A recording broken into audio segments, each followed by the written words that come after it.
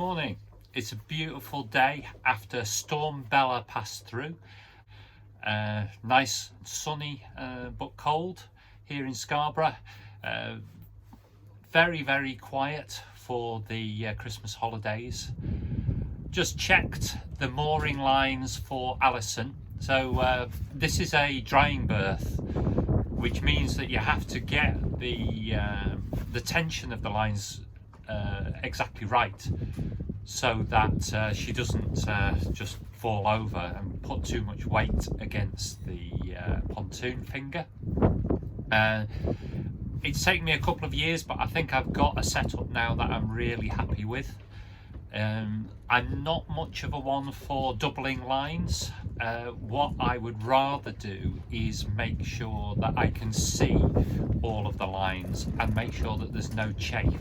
I think because my background is climbing, I've always been taught that you should replace a line that's chafed as soon as you can see any sign of that. I'd rather have a single line that I can inspect really easily. And as you can see, we had force 9 winds last night, absolutely no problem with Alison, so really good.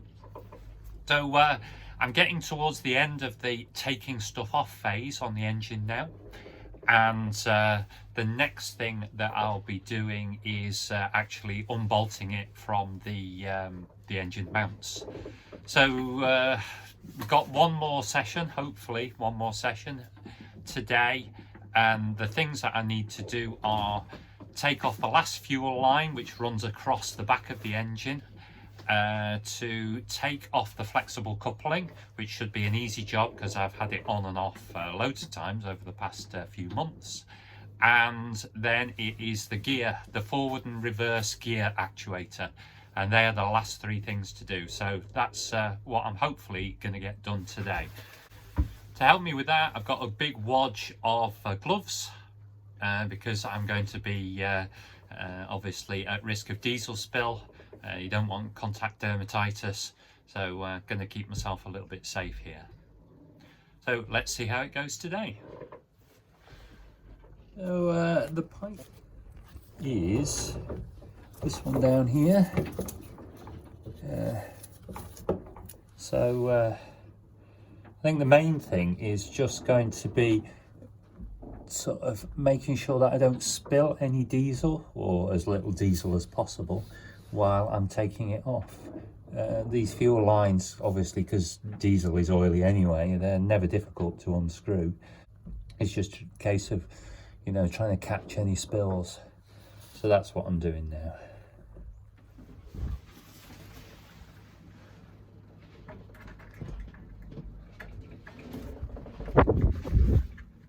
There we are, we've got the final bit of fuel pipe off. Here you can see the last 2 bits that we need to do. Firstly is taking this off, that's the kind of forward backward actuator, and then behind it we've got the good old flexible coupling.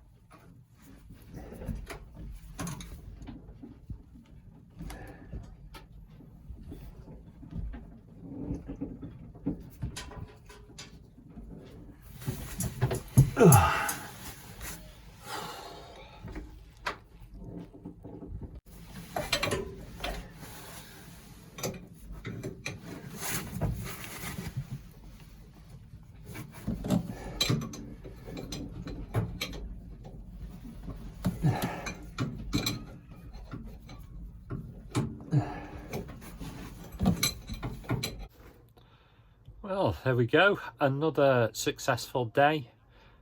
Done everything that I wanted to do. I've got the last of the fuel pipes off, I've got the actuator for the forward reverse gear off, and well, I've unbolted the whole of the flexible coupling, so that's going to be easy enough to get off now.